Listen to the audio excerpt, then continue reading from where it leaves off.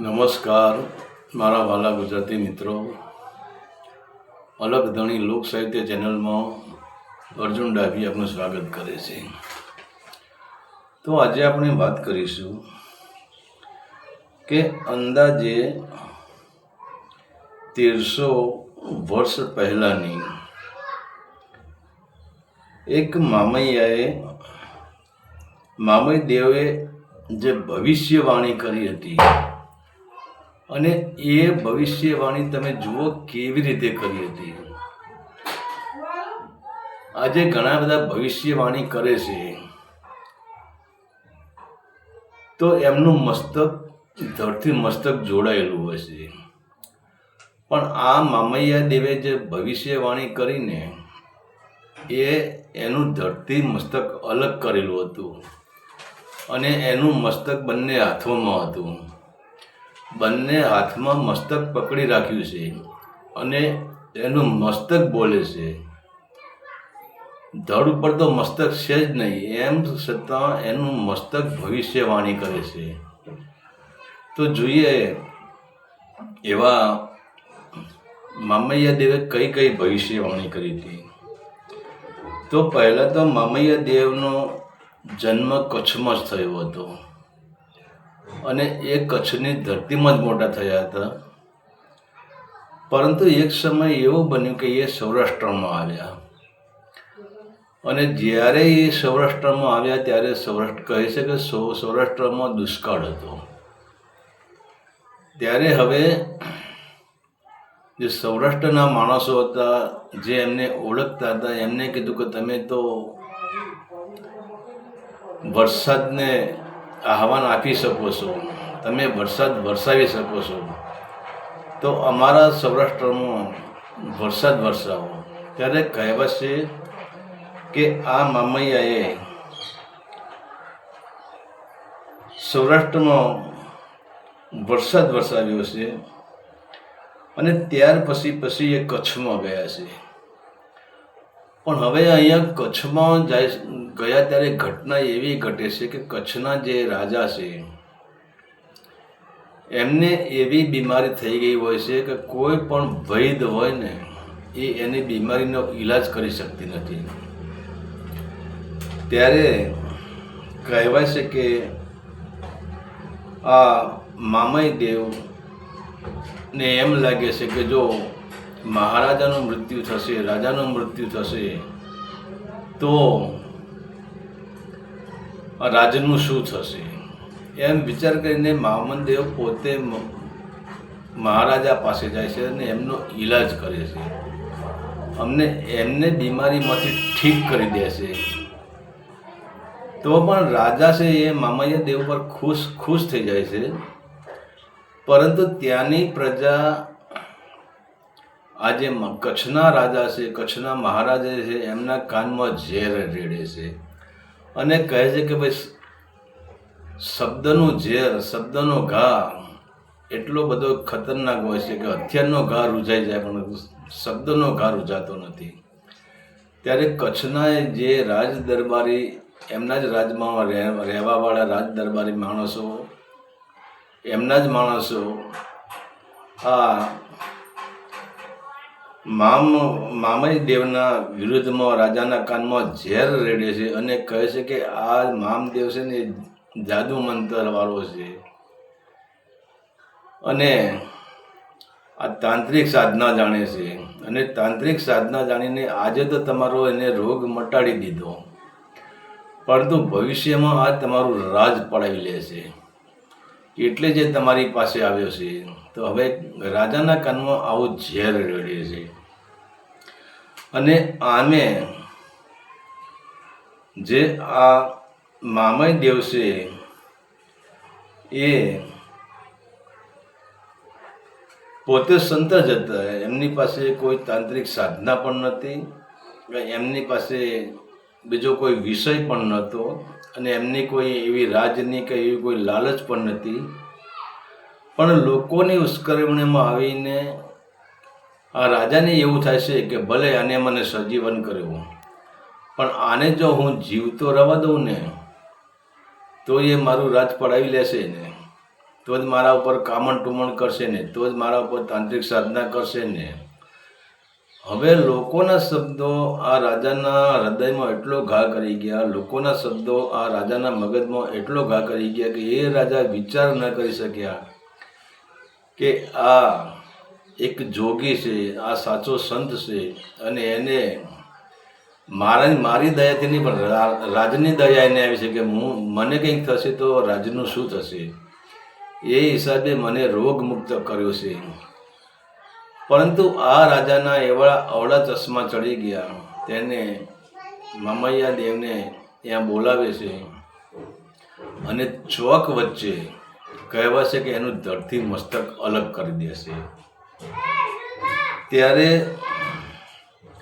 હવે આ મામૈ દેવના પણ ઘણા બધા શિષ્યો હશે, ઘણા બધા માણસો હશે, એ બધા ભેગા થઈ જાય છે અને જુએ છે કે અરે રે આ શું કહેવાય.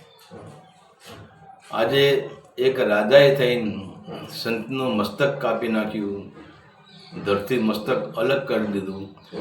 પણ જ્યાં કહેવાય છે કે જ્યાં એમનું મસ્તક કપાય છે ને ત્યાં મસ્તક આ મામૈ દેવ ધરતી પર પડવા દેતા નથી, સીધો એમના બંને હાથોમાં પોતાનું મસ્તક લઈ લે છે. અને ત્યારે લોકો કહે છે કે આ શું ગજબ થઈ ગયું, હવે શું કરવું. ત્યારે એ મસ્તક બોલે છે અને બધા લોકો કહે છે ત્યારે આ મામૈયા દેવનું મસ્તક બોલે કે આજે સાધુઓની પણ હવે હત્યા થવા માંડી, અને જેના પર આખું રાજ્ય વિશ્વાસ કરતું હતું, અને એવો રાજા આજે સાધુ સંતો ઉપર હથિયાર ઉઠાવે, અને તો આનું રહસ્ય શું, આ શું કહેવાય. અને રાજાઓ પણ હત્યા કરવા માંડ્યા. ત્યારે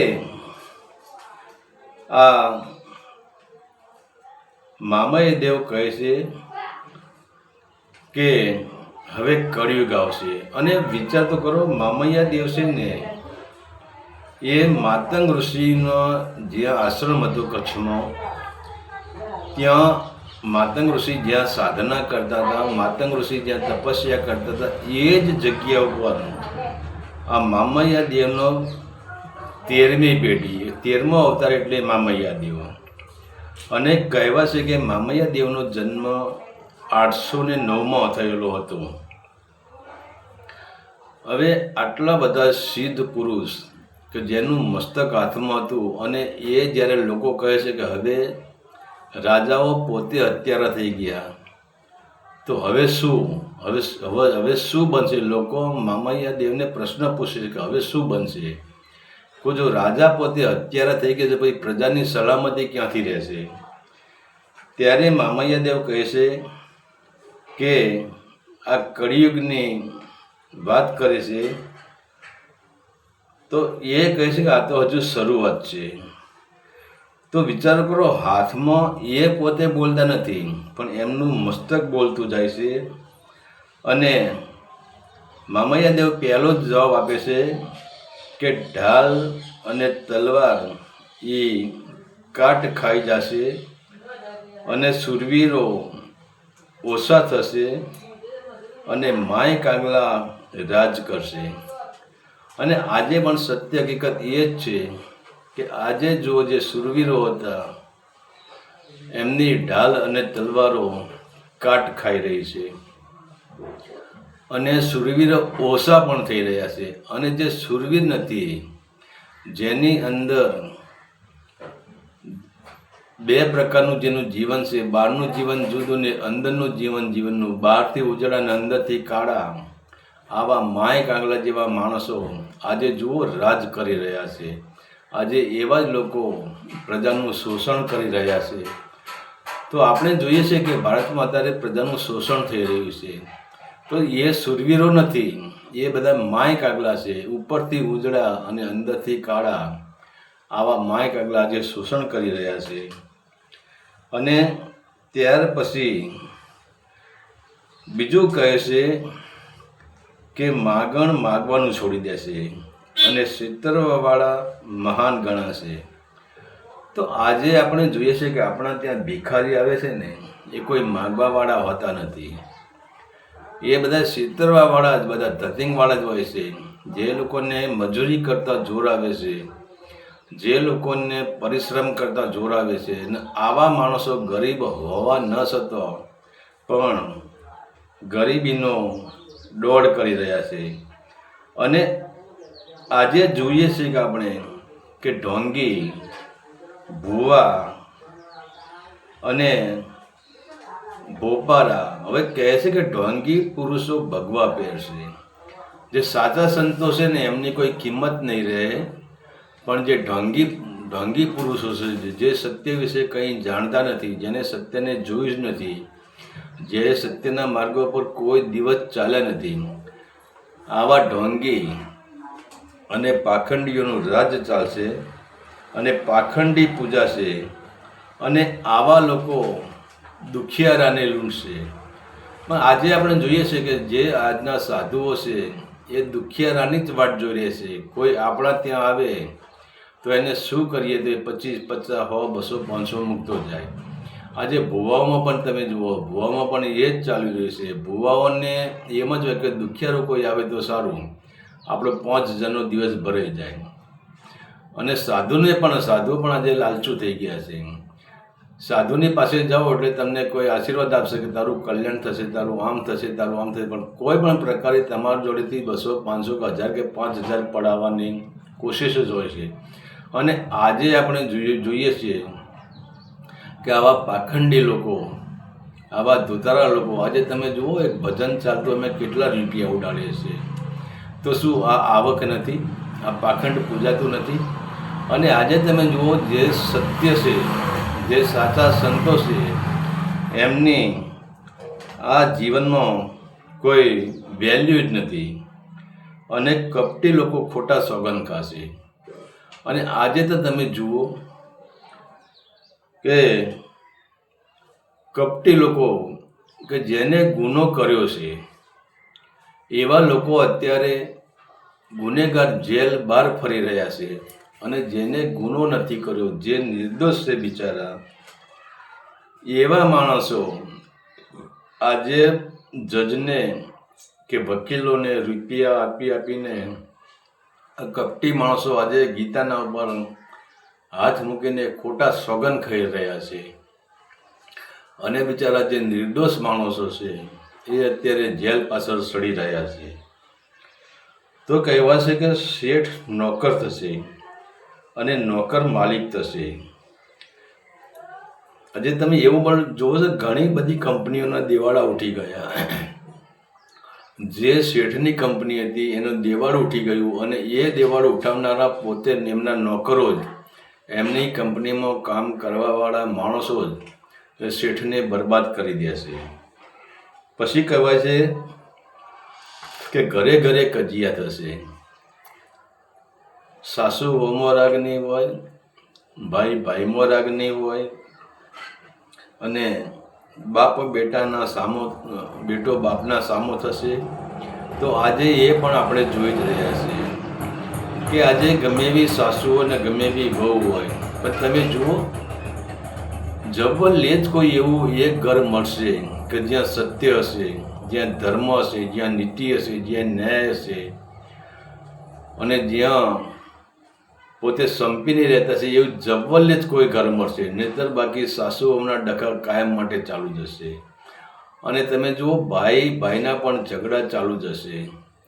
અને આજે જુઓ કે જે બાપે પોતાના દીકરા માટે, દીકરો જ્યારે નાનો હતો ત્યારથી મજૂરી કરીને દીકરાને ભણાવ્યો, ગણાવ્યો, મોટો કર્યો, નોકરી ધંધે ચડાવ્યો, એના લગ્ન કરાવ્યા, તો આજ દિન સુધી એ દીકરો બાપના અવગુણ ભૂલી જવાનો, અને દીકરાની દૃષ્ટિમાં બાપની કોઈ જ કિંમત નહીં હોય.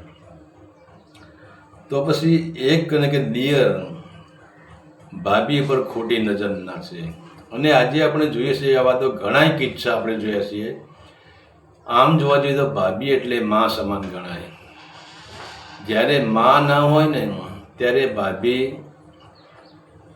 દિયરને પોતાનો દીકરો માને, પણ એ જ દીકરો ભાભી સમાન મા ઉપર ખોટી દૃષ્ટિ નાખશે અને દિયર ભાભીના સંબંધો જોડાશે. એથી આગળ જે તો આજે બાપ પણ પોતાની દીકરી પર ક્રૂર દ્રષ્ટિ કરશે. અને જોઈએ આજે આ દિયર ભોજાના ઘણા પ્રસંગો આપણને જોવા મળી રહ્યા છે. અને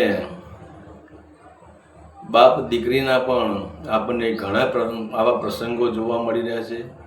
અને શિષ્ય અને ચેલાને, કારણ કે સ્કૂલમાં તમે જુઓ, સ્કૂલમાં જે શિક્ષક ભણાવતો હોય એ ગુરુ કહેવાય, અને જે વિદ્યાર્થીની ભણતી હોય, જે છોકરો ભણતો હોય એ ગુરુનો શિષ્ય કહેવાય.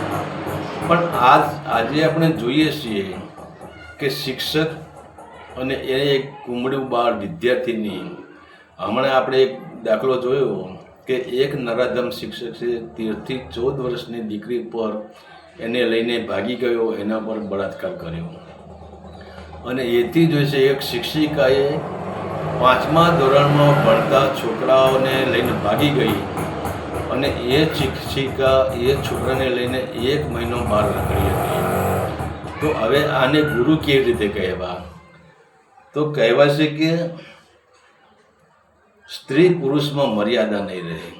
અને એ વાત પણ સાચી છે. આજે જુઓ આપણે સ્ત્રી પુરુષમાં કોઈના ત્યાં તમને મર્યાદા જોવા નહીં મળે. ત્યાંથી આગળ જે કે ન્યાય વેચાતો મળશે, અને પૈસેથી સ્ત્રી રૂપિયાથી ખરીદી શકાશે. આજનો તમે કોર્ટોમાં જુઓ, કોર્ટોમાં નિર્દોષ દોષી ઠરતા હોય છે, અને જે દોષી હોય નિર્દોષ ઠરતા હોય છે. કેમ કે જે ખૂન કરવાવાળો છે, જે કાળું કામ કરવાવાળો છે, જે છલ કપટ દગા પ્રપંચ અત્યાચારને ભ્રષ્ટાચાર કરવાવાળા છે, આવા લોકો ખુલ્લેઆમ VIP ગાડીઓ લઈને ફરતા હોય છે. અને એમના જ હાથ નીચે કામ કરવાવાળા બિચારા નિર્દોષ માણસો આજે જેલના પાછળ એ દુઃખનું જીવન જીવી રહ્યા છે. કેમ કે પેલા પાસે સંપત્તિ છે, તે સંપત્તિ જ્યાં તમે વકીલને કે જજને આપી દો તો એ તમને સાઈડમાં લઈ લેશે, અને તમે જે માણસની સામે આંગળી કરશો એ માણસને આ લોકો ભરડામાં લઈ લેશે. અને આજે કહેવાય છે કે સ્ત્રી રૂપિયાથી મળશે, પણ એ વાત પણ સાચી છે કે આજે જુઓ એવા ઘણા કુટુંબો ઉજળી ગયા છે કે જે સ્ત્રીના લગ્ન ગરીબ કુટુંબમાં થયા હોય, અને જે સ્ત્રીના મોજ શોખીનો પતિ પૂરા પાડી શકે એવો ન હોય, અને એ જ સ્ત્રી એના એ પતિને ઊંઘતો મૂકીને કોઈ પૈસાવાળો જે હોય માણસ એના સાથે પ્રેમમાં લપેટાઈ ગઈ છે, અને સ્ત્રી પૈસાને જ પ્રેમ કરે છે. અને આવા તો ઘણા દાખલા છે કે એ સ્ત્રી એના ગરીબ પતિને મૂકીને અમીનના ત્યાં જતી રહી છે, અને પેલા બિચારાને રસ્તે રઝળતો કર્યો છે. ત્યાર પછી કહેવાય છે કે માંસાહાર વધી જશે અને જમીન ઓછી થશે. તો આજે આપણે જોઈએ છીએ કે માંસાહાર અને શરાબ કેટલો વધી ગયો છે, વ્યસન વધી ગયા, માંસાહાર વધી ગયો છે, અને જમીન ઓછી થશે. તો આજે આપણે જોઈએ છીએ કે પહેલાં આજે જોઈએ કે આપણા ગામમાં કેટલી જમીન હતી, અને આજે કેટલી જમીન ઉપર બાંધકામ થયું. આજે તમે સિટીમાં નીકળો તો તમે સિટીમાં તમને ક્યાંય જમીન જોવા નહીં મળે. તમે હાઈવે પર નીકળો તો હાઈવે પર કારખાનાને, ફેક્ટરીઓને, GIDC ને એટલું બધું બાંધકામ થઈ ગયું છે. તો હવે વસ્તી વધવાની અને જમીન ઘટવાની, તો હવે શું બનશે કે અન્ન નહીં મળે. અને આજે આપણે જોઈએ છીએ કે અનાજનો ભાવ ધીરે ધીરે આસમાને પહોંચવા આવ્યો છે. ત્યારે વસ્તી વચ્ચે પશુ પંખી જાનવરની કતલ થશે. અને વિચાર તો કરો, જ્યાં જમીન ઓછી થશે, જ્યાં જમીન ઉપર બાંધકામ થઈ જશે, જમીન ઉપર મોટા મોટા રોડો લાગી જશે. હવે જ્યાં જે જમીન ઉપર બાંધકામ થયું, જે જમીન ઉપર મોટા મોટા રોડ થઈ ગયા, જે જમીન ઉપર ફેક્ટરી આવી જઈ, જે જમીન ઉપર GIDC લાગી જઈ, જે જમીન ઉપર મોટી મોટી સોસાયટીઓ બની ગઈ, હવે એ જમીન તો ઓછી જ થઈ જવાની, એમાંથી ઉત્પાદન ઘટી જવાનું. એટલે પછી લોકો શું કરવાના, અનાજ ઓછું થશે, પછી લોકો માંસના માર્ગે વળવાના અને પશુ પંખી અને જાનવરોનું કતલ થશે. બીજા નંબરે આ સમય એવો છે કે જ્યારે આ પશુ પંખીની જાનવરોની કતલ થાય એ ટાઈમે સાચા સંતો સંતાઈ જશે. અને સાચો સંત છે એને જગતમાં આવવાની જરૂર નથી, કારણ કે એને જગત માનશે જ નહીં. જગત એને ગાંડો ગણી દેશે અને જે પાખંડીઓ છે એ પૂજાશે. આગળ કે સોના ચાંદીના ભેળસેળ થશે. અને વાત બના સાચી છે. આજે તમે જુઓ, સોનામાં અને ચાંદીમાં બંનેમાં ભેળસેળ થવા ચાલુ જ થઈ ગયું છે. આપણી પાસે ભાવ એનો એ જ લેશે, પણ સોનુંને તમે કાઢો, અંદર એની અંદર લાખ ભરેલી હોય છે, એના અંદર ત્રાંબુ પિત્તળ ભરેલું હોય છે. ચાંદીમાં પણ ધાતુઓ ભરેલી હોય છે. એટલે અત્યારે શુદ્ધ સોનું પણ નથી અને શુદ્ધ ચાંદુ નથી. અને ઘી દૂધ ચોખ્ખા નહીં રહે. હવે ઘી દૂધની આપણે વાત કરીએ તો આજે આપણે જોઈએ તો